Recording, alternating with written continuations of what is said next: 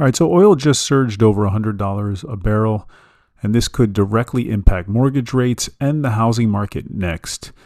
The last 24 hours have been pretty wild. You've got several Truth Social posts from the president. You have a presidential address to the nation, new developments involving Iran and the Strait of Hormuz.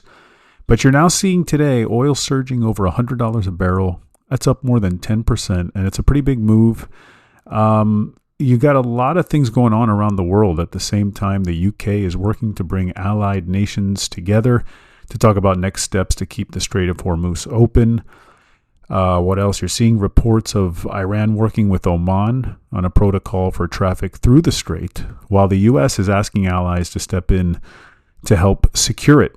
Now, what you're seeing is a coordinated global response, and the markets are very much reacting in real time. And why do I even talk about this? I mean, this is, after all, a real estate show, right? Talk about the real estate market. Well, it matters. It matters a lot because this directly impacts the 30-year mortgage, 15-year mortgage, any mortgage that you try to get, home equity line of credit, mortgage rates in general. All of that gets impacted by, all this stuff going on in a whole nother part of the world, right?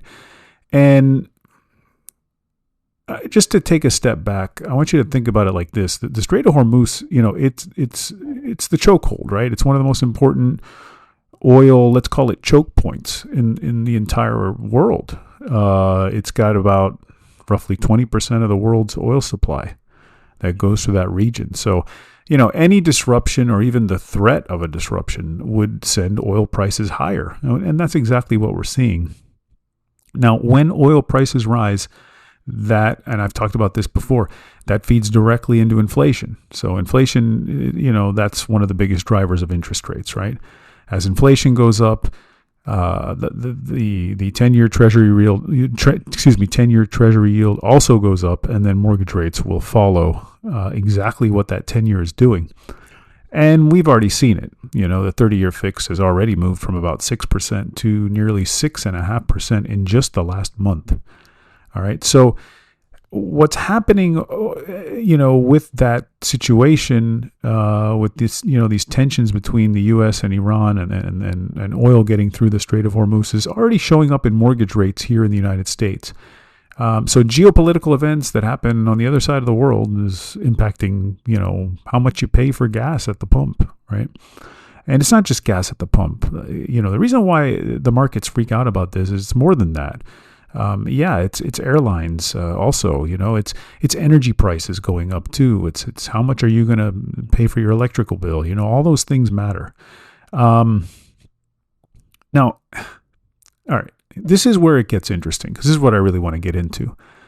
Now, all these markets, whether it's the oil market, the 10-year, the stock market, they are forward-looking. They always have been forward-looking mechanisms, and they don't just react to what's happening. They will react to what they think will happen next, right? The reason why oil got this high so quickly is because it was reactionary to, hey, we better price oil this high because of this situation that's going to force less oil to be available, and therefore there'll be a supply shock. Well, my point of view is it continues to be forward-looking, right? So, to me, I feel like it's a potential peak moment. I don't want to call it, the end,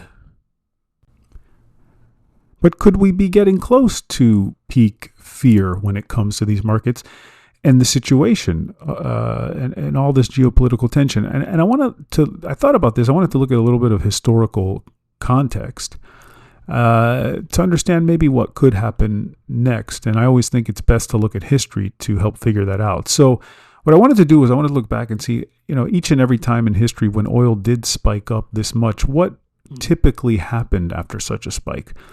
Okay, so let's go back. 2008, oil surged to about $147 a barrel.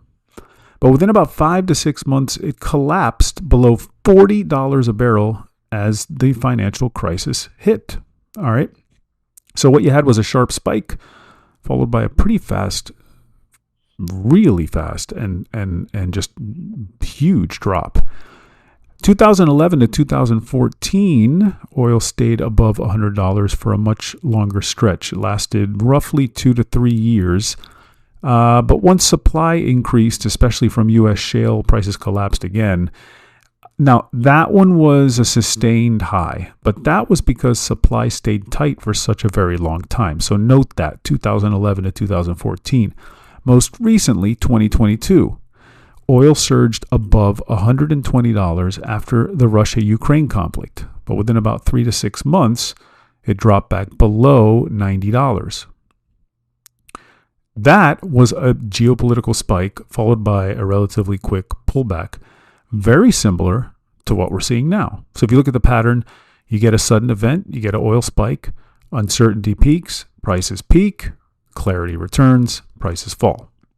So what happens? Typically, historically, oil tends to spike pretty fast, but it usually doesn't stay elevated unless there's a long-term supply issue. So my take is if things were to resolve rather quickly, well, then this whole inflation spike would also resolve quickly and markets would resolve themselves. So the real question is, are we at peak fear?